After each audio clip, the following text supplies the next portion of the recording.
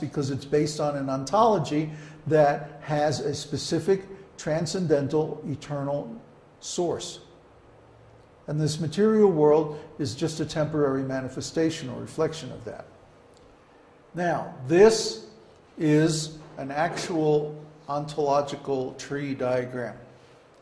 Remember, the material world is a tree with its roots up and its branches down.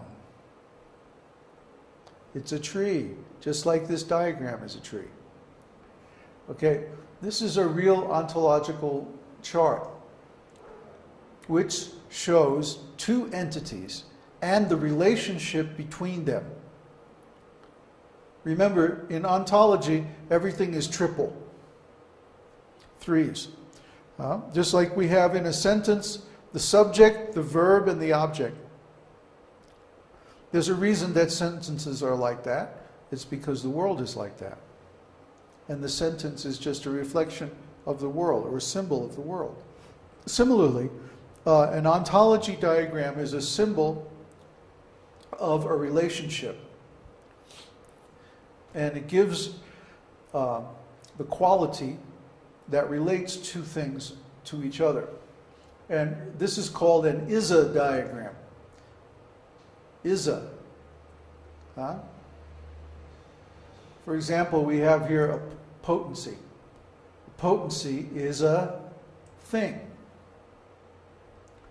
A personality of Godhead is a thing. It means a category, really. Okay, a living entity is a thing. A Vishnu expansion is a personality of Godhead. Lord Narayan is a personality of Godhead. Okay? So what this really is, we're talking about words here. We're talking about terminology.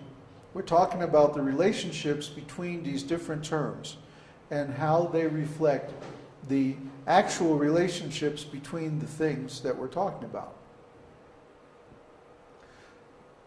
So first, let's start with the personality of Godhead.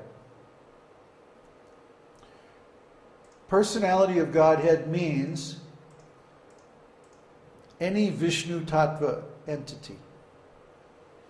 Vishnu Tattva means Krishna, Balaram, Narayan, Vishnu, any of the eternal personalities of Godhead.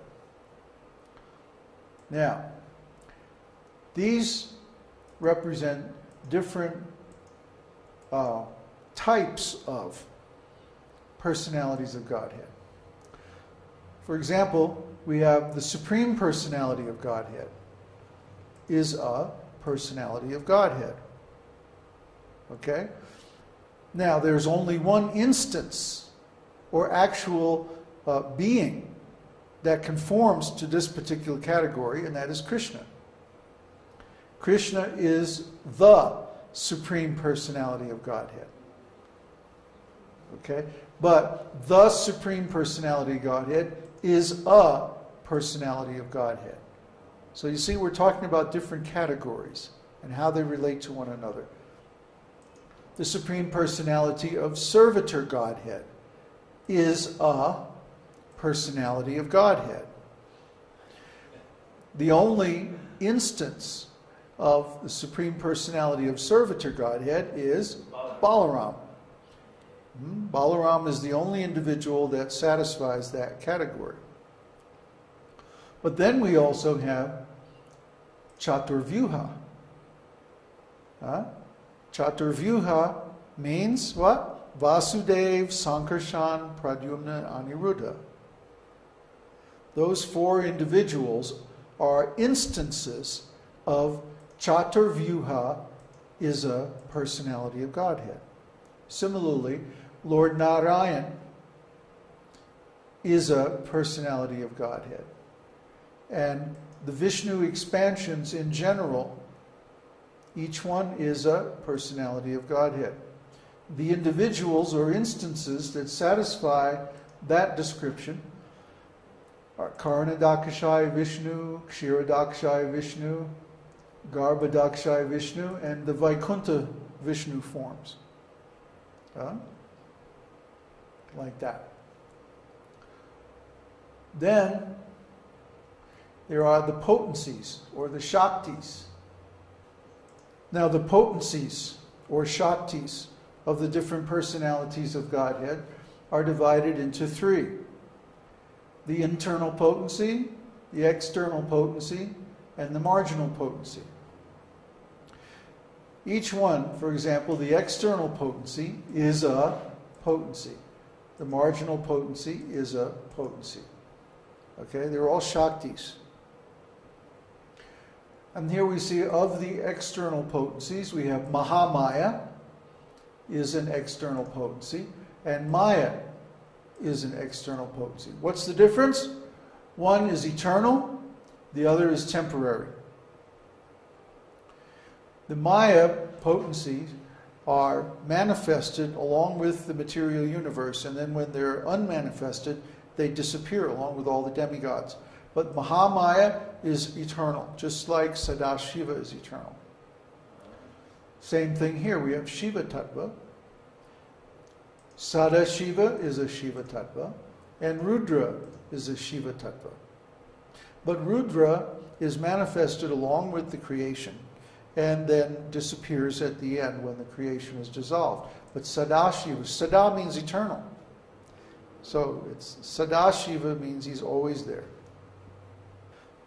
So of the internal potencies, there are the goddesses of fortune.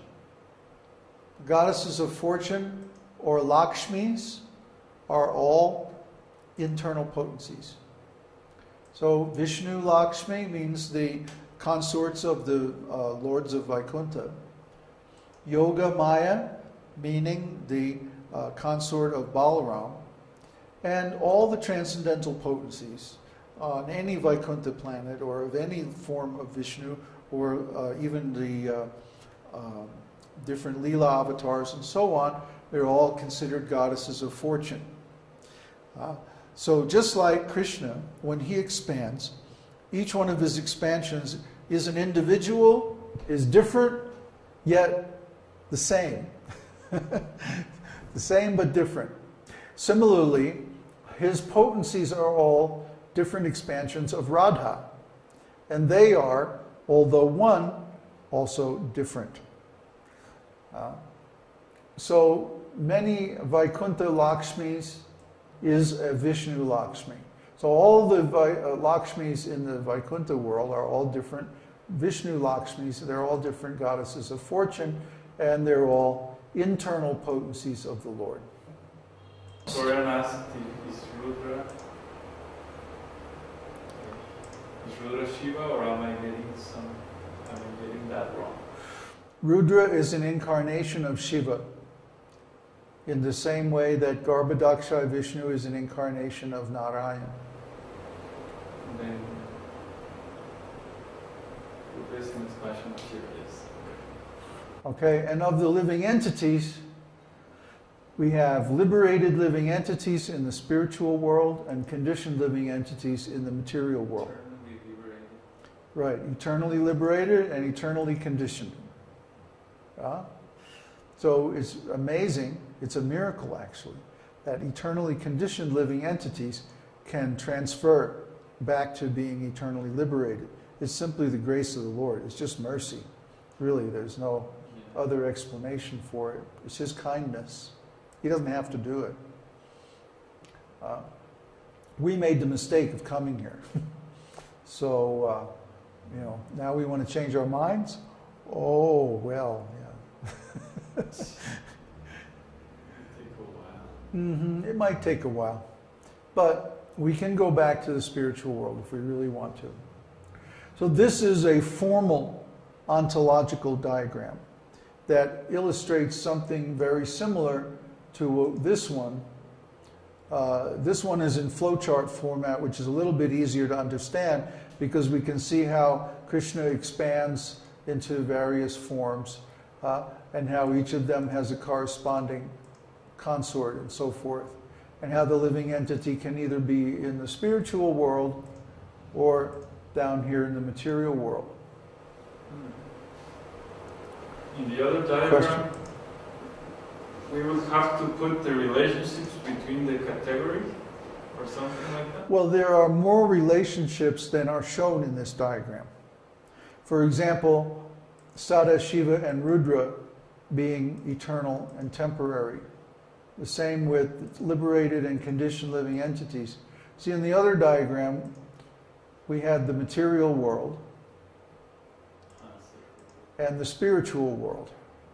So here, Sadashiva and Rudra are shown like that.